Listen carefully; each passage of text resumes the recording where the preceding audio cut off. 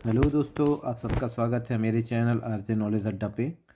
दोस्तों, आज हम जानेंगे कि शिक्षकों को जो अवकाश मिलता है वो कुल कितने दिन का मिलता है और उसमें कौन कौन से अवकाश समाहित हैं, और 30 दिन का जो अर्जित अवकाश मिलने जा रहा है वो उसकी गणना आपको कैसे करनी है।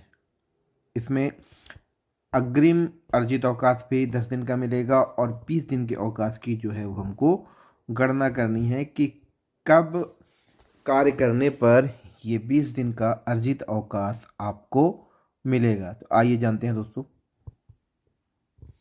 दोस्तों यहाँ पे आप देख सकते हैं कि शिक्षकों को कुल 45 दिन का जो है वो वेकेशन मिलता है।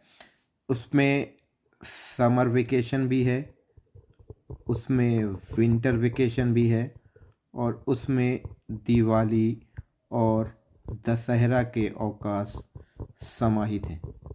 जी हाँ दोस्तों, मतलब इस 45 दिन की छुट्टियों में आपको summer vacation, winter vacation, Diwali और दशहरा की छुट्टियां, ये सारी छुट्टियां इसमें समाहित हैं।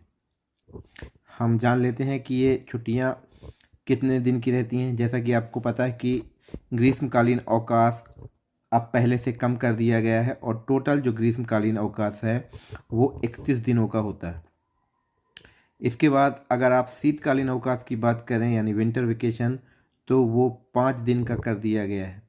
इसके अलावा दिवाली की छुट्टी जो है वो 6 दिन की है और दशहरे की छुट्टी जो है वो 3 दिन की कर दी गई है। तो अगर आप इन सबको जोड़ेंगे तो ये होगा 45। तो कुल जो 45 छुट्टियां आपको मिल रही हैं वो यहीं की छुट्टियां आपको मिल रही हैं, यानी 31 दिन समर वेकेशन, 5 दिन विंटर वेकेशन, 6 दिन दिवाली का अवकाश और 3 दिन दशहरा का अवकाश। तो कुल मिलाकर ये जो छुट्टियां हो गई आपके पास वो हो गई 45। दोस्तों, जो लोक शिक्षण संचालनालय यानी डीपीआई का जो आदेश आता था उसमें भी अब इन्हीं 45 दिन की छुट्टियों का जिक्र होता है। जो कैलेंडर जारी होता है उसमें समर वेकेशन, दशहरा, दिवाली और विंटर वेकेशन का शिक्षकों और विद्यार्थियों के लिए अवकाश दिया जाता है। पहले ये छुट्टियां जो होती थी वो होती थी सिर्फ 45 दिन का जो होता था वो समर वेकेशन होता था और 8 दिन की जो है वो विंटर वेकेशन होता था, 6 दिन दिवाली का अवकाश और 5 दिन दशहरे का अवकाश। तो पहले की छुट्टियों की अगर हम बात करें तो पहले की छुट्टियों में ये छुट्टियां जो थीं वो करीबन 45 शीतकालीन के अलावा ये 19 छुट्टियां अलग थीं, यानी टोटल जो है वो 64 दिन का अवकाश पहले मिलता था। तो उस समय ईएल कुछ नहीं दिया जाता था, लेकिन अब नवीन आदेश जो आया है उसके हिसाब से यानी 1 जनवरी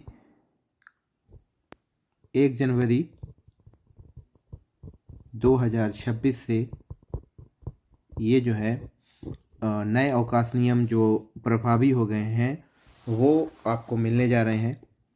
तो इसमें सबसे जो मुख्य बात है, सभी अवकाश तो ठीक है, एक जो सबसे मुख्य अवकाश है ईएल, जो ईएल मिलने जा रहा है। तो ईएल की गणना अब हमको कैसे करनी है ये हम जान लेते हैं कि ईएल हमको किस प्रकार से प्राप्त।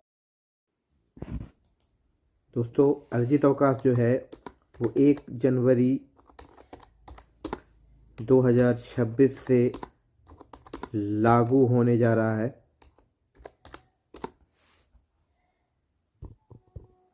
इसमें आपको जो अग्रिम ऐच्छिक अवकाश मिलेंगे वो 10 दिन के मिलेंगे, यानी ये 10 दिन जो है वो आपको बिना अवकाश के जो हैं वो ईएल मिलेगी, यानी जनवरी में 5 और जुलाई में 5 ईएल आपको मिलने जा रही है।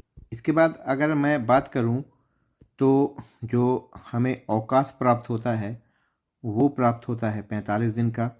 तो इस 45 दिन के अवकाश के एवज में हमें बाकी जो 20 दिन की ईएल है वो प्राप्त होगी, यानी इस 45 दिनों में हम जो कार्य करेंगे उसके एवज में 20 दिन की ईएल हमें प्राप्त होगी। तो उसकी गणना कैसे करनी है?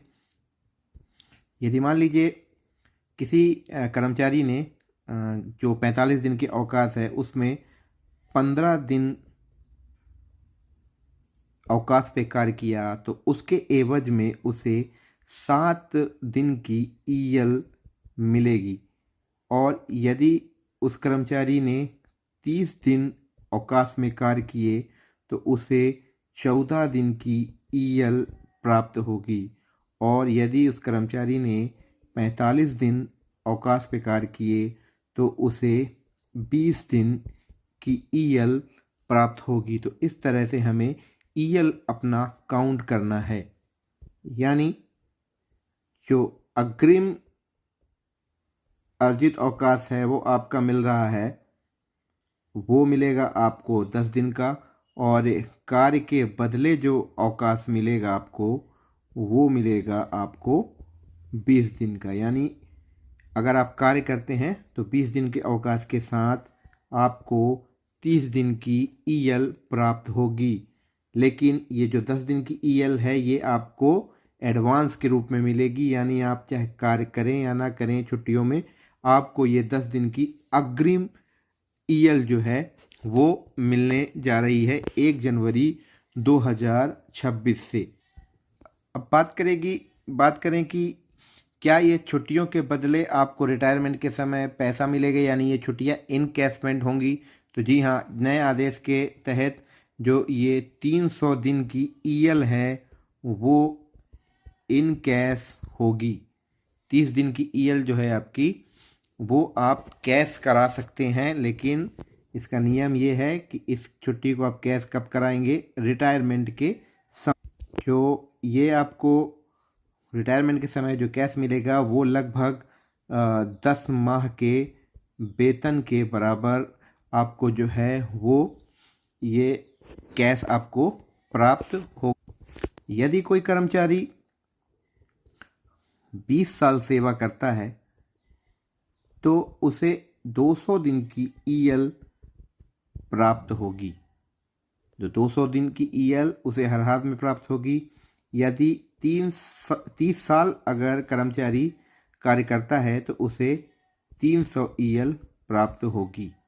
इससे ऊपर भी ईएल प्राप्त होगी। मतलब ये जो है ये अग्रिम अर्जित अवकाश की मैं बात कर रहा हूँ, अग्रिम अर्जित अवकाश। और यदि कार्य के बदले कर्मचारी छुट्टी के बदले कार्य करता है तो उसके एवज में उसे अलग से जो है वो अर्जित अवकाश प्राप्त। अब यदि कोई कर्मचारी 40 साल नौकरी करता है तो अभी मैं यहाँ पे सिर्फ अग्रिम अर्जित अवकाश की बात कर रहा हूँ। 40 साल अगर कोई कर्मचारी नौकरी कर रहा है तो उसे 400 दिन की ईएल एडवांस के रूप में मिलेगी। लेकिन इसमें से 300 दिन की ईएल ही कैश होगी और बाकी 100 दिन की जो ईएल है उसका उपभोग कर्मचारी कर सकता है। यानी 100 दिन की जो ईएल है उसको वो छुट्टी के रूप में कर्मचारी उसका उपभोग कर सकता है। तो दोस्तों, इस तरीके से आप अपने अर्जित अवकाश की गणना कर सकते हैं कार्य के बदले और अग्रिम। ये पूरा जो लेखा जोखा है 1 जनवरी 2026 से आप इसे लगा सकते हैं और अपनी ईएल की गणना कर सकते हैं। तो उम्मीद है दोस्तों ये जानकारी आपको पसंद आई होगी। ऐसे ही हमारी और वीडियो को देखने के लिए चैनल को सब्सक्राइब कीजिए, बेल आइकन को प्रेस कीजिए और हमारे वीडियो को ज़्यादा से ज़्यादा शेयर कीजिए। धन्यवाद दोस्तों।